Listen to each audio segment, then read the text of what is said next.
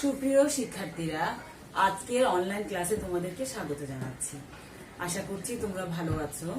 শিক্ষার্থীরা, আমরা অধ্যায় 5 নিয়ে আলোচনা করছিলাম। আমরা এই অধ্যায়টি শেষ করেছি এবং গত ক্লাসে আমরা একটা সৃজনশীল প্রশ্ন নিয়ে আলোচনা করেছিলাম। আজকে আমি এই অধ্যায় থেকে রক্ত সংবহন তন্ত্র অংশ থেকে আরেকটি সৃজনশীল প্রশ্ন নিয়ে আলোচনা করব। চলো শিক্ষার্থীরা, আমরা প্রশ্নটা লিখি। এখানে প্রথমে আমি একটা অঙ্গের ছবি আঁকবো।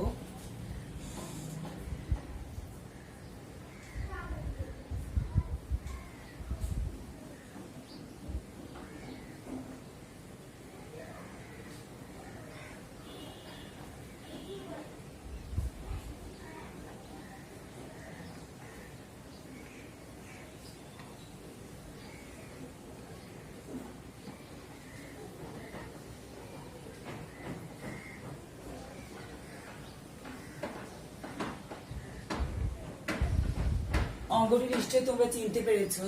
আমি একটা হৃৎপিণ্ডের ছবি এঁকেছি এবং এখন আমি প্রশ্নগুলোতে যাব। কতে আমি লিখব পেরিকার্ডিয়াম কি,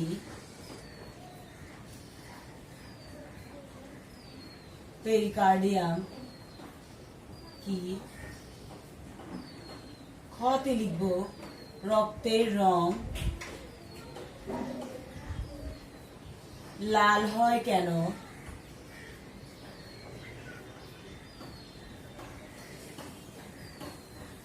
গতে লিখব উদ্দীপকের অঙ্গটির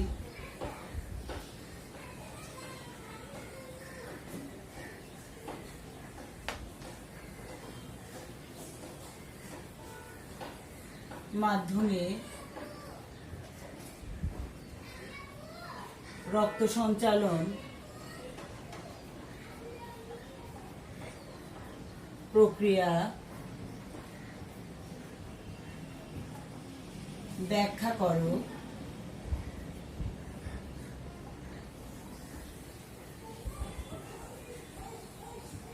উদ্দীপকের অঙ্গটি, ঘতে লিখব উদ্দীপকের অঙ্গটি অঙ্গটিকে সুস্থ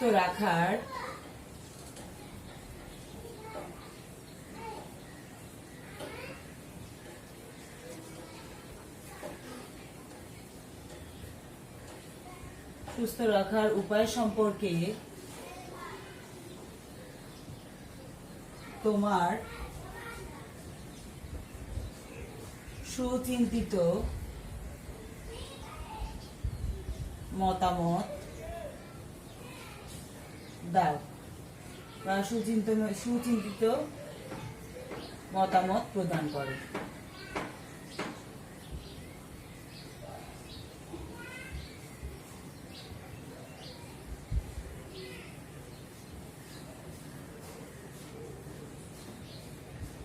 প্রথম প্রশ্নে 1, তারপরটাতে 2, 3 এবং 4।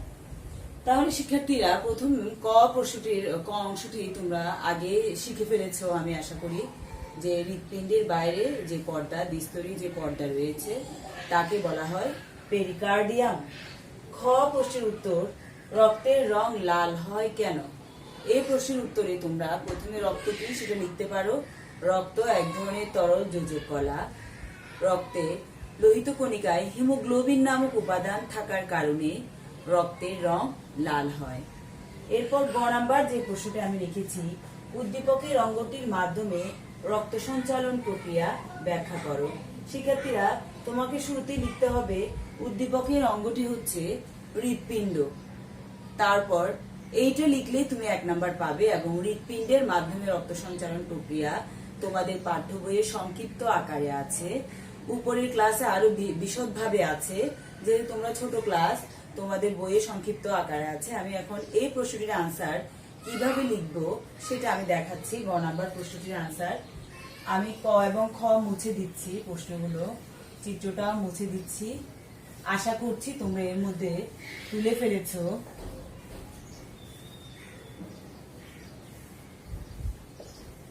তাহলে আমরা শুরুতেই লিখব উদ্দীপকের অঙ্গটি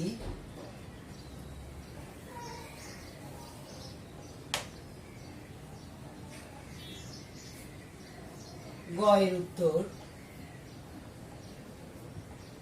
উদ্দীপকের অঙ্গটি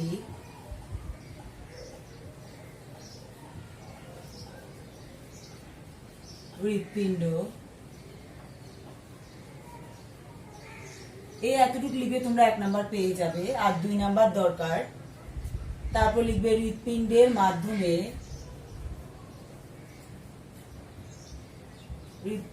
মাধ্যমে রক্ত সঞ্চালন প্রক্রিয়া। শিক্ষার্থীরা, তোমাদের পাঠ্য বইয়ের 51 নং পৃষ্ঠায় রক্ত সঞ্চালন প্রক্রিয়াটা দেয়া আছে। তোমাদের পাঠ্য বইয়ে যা লেখা আছে ওটুকু লিখলে চলবে। তারপর আমি সহজভাবে তোমরা কিভাবে এটা আনসার করবে, তোমরা লিখবে যে হৃৎপিণ্ড হৃৎপেশী নামক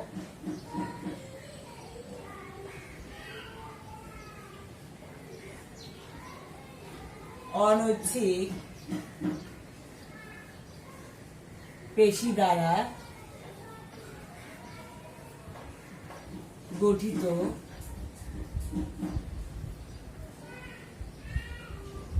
অলিন্দদ্বয়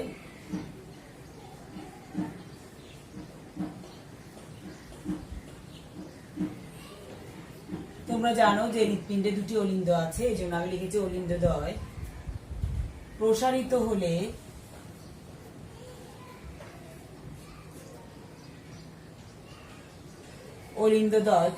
হলে দেহের বিভিন্ন অংশ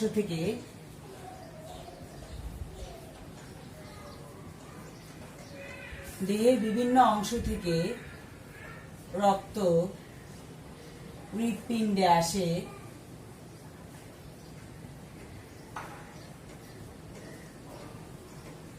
এরপর কপাটিকার নিয়ন্ত্রণে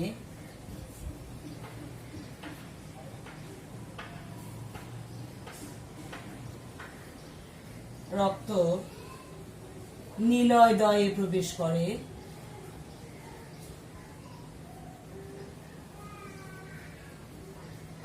এবং নিলয়দ্বয়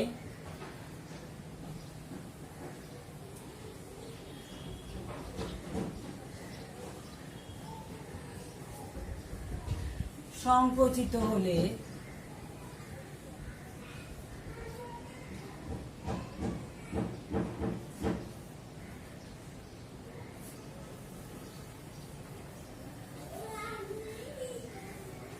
নিলয়দ্বয় সংকুচিত হলে রক্ত ধমনী পথে দেহের বিভিন্ন অংশে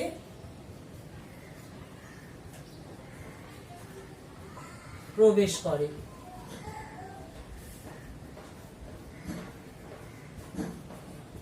শিক্ষার্থীরা, অলিন্দদ্বয় প্রসারিত হলে দেহের বিভিন্ন অংশ থেকে রক্ত, এখানে তোমরা শিরা পথে কথাটা উল্লেখ করতে পারো, মহাশিরার মাধ্যমে বা শিরা পথে হৃৎপিণ্ডে আসে। অথবা অলিন্দদ্বয়ের কথা না লিখে তোমরা হৃৎপিণ্ড প্রসারিত হলে দেহের বিভিন্ন অংশ থেকে রক্ত শিরা পথে হৃৎপিণ্ডে আসে। এরপর কপাটিকার নিয়ন্ত্রণে রক্ত নিলয়দ্বয়ে প্রবেশ করে এবং নিলয়দ্বয় সংকুচিত হলে রক্ত ধমনী পথে দেহের বিভিন্ন অংশে প্রবেশ করে। তাহলে শিরা পথে হৃৎপিণ্ড যখন সংকুচিত হয় তখন রক্ত হৃৎপিণ্ডে প্রবেশ করে এবং প্রসারিত হয় তখন হৃৎপিণ্ডে প্রবেশ করে, এবং যখন হৃৎপিণ্ড সংকুচিত হয় তখন ধমনী পথে রক্ত দেহে চলে আসে। তোমাদের এটা যদি ডিটেলস মনে হয় তোমরা পাঠ্য বইয়ে যা আছে হুবহু লিখলে তাও চলবে, যে পাঠ্য বইয়ে আছে হৃৎপিণ্ড প্রসারিত হলে হৃৎপিণ্ড থেকে রক্ত হৃৎপিণ্ড যখন প্রসারিত হয় তখন দেহ থেকে রক্ত শিরাপথে হৃৎপিণ্ডে প্রবেশ করে, এবং হৃৎপিণ্ড যখন সংকুচিত হয় তখন ধমনী পথে রক্ত দেহের বিভিন্ন অংশে প্রবেশ করে। এভাবে ক্রমাগত সংকোচন প্রসারণের মাধ্যমে হৃৎপিণ্ডের মধ্য দিয়ে রক্ত সঞ্চালন প্রক্রিয়া চলতে থাকে। লাস্টে তোমরা এই লাইনটা দিবে, এভাবে ক্রমাগত সংকোচন প্রসারণের মাধ্যমে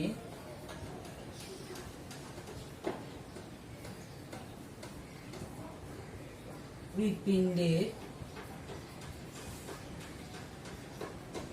মধ্য দিয়ে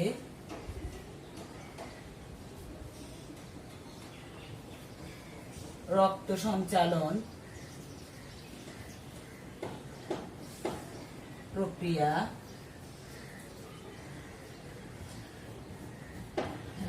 চলতে থাকে।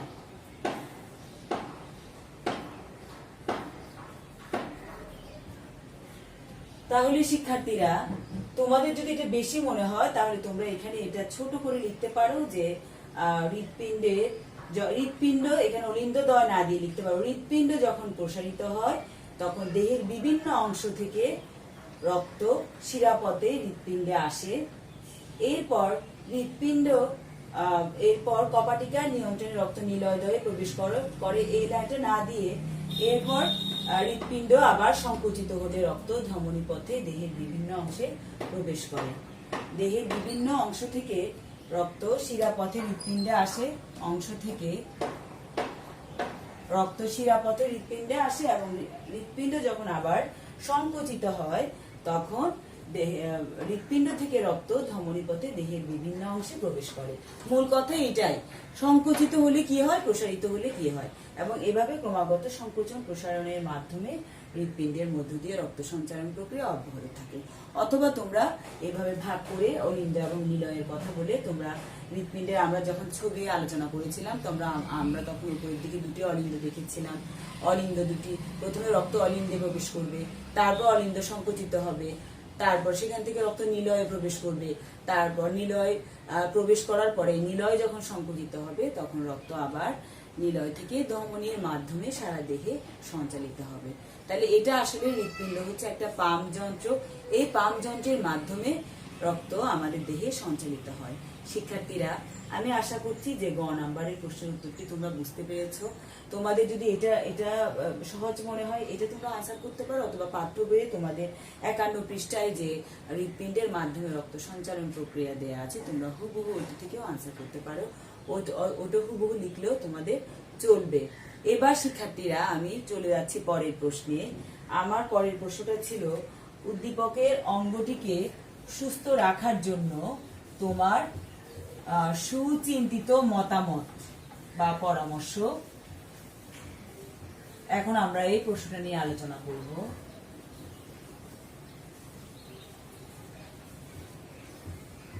ঘ নাম্বারের উত্তর নিয়ে আমরা আলোচনা করব এখন। শিক্ষার্থীরা, তোমরা জানো যে সৃজনশীল প্রশ্নের ঘতে প্রায় সময় তোমার নিজস্ব মতামতটা চাওয়া হবে। এখানে তোমাদের পাঠ্য বইয়ে হৃদরোগ রোগে আক্রমণ থেকে রক্ষা পাওয়ার উপায়, এখানে যে উপায়গুলো লেখা আছে সেগুলো তোমাদের ব্যাখ্যা করলে চলবে। উদ্দীপকের অঙ্গটি মানে হৃৎপিণ্ডকে সুস্থ রাখার উপায় মানে হৃদরোগ থেকে বাঁচার উপায়। তাহলে তোমার নিজস্ব মতামত তুমি এইভাবে লিখবে ঘরের আনসারে, উদ্দীপকের অঙ্গটি অর্থাৎ হৃৎপিণ্ড সুস্থ, অর্থাৎ হৃৎপিণ্ডকে সুস্থ রাখার উপায়। তোমরা 1, 2, 3 দিয়ে আলোচনা করতে পারো। যেমন তোমাদের পাঠ্য বইয়ে আছে অধিক তেল, চর্বিযুক্ত, অধিক চর্বি যুক্ত ও শর্করা যুক্ত খাবার গ্রহণ না করা তারপর আছে সুষম খাদ্য গ্রহণ করা, সুষম খাদ্য গ্রহণ করা। 3 নাম্বার লিখতে পারো নিয়মিত শারীরিক পরিশ্রম করা।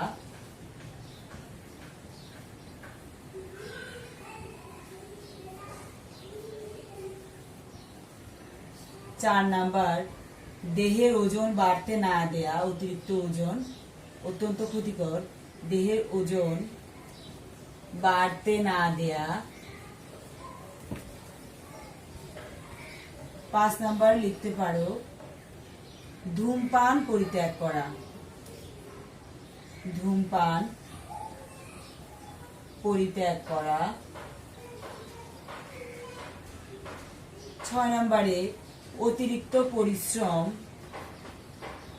অতিরিক্ত পরিশ্রম, মানসিক চাপ, দুশ্চিন্তা পরিহার করা।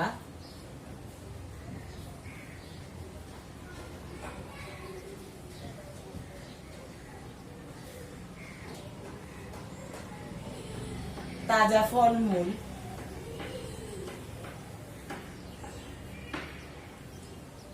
ও শাকসবজি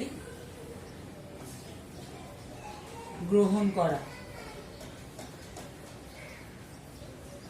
শিক্ষার্থীরা আমাদের ঘতে আমাদের 4টা নাম্বার থাকে পরীক্ষায়।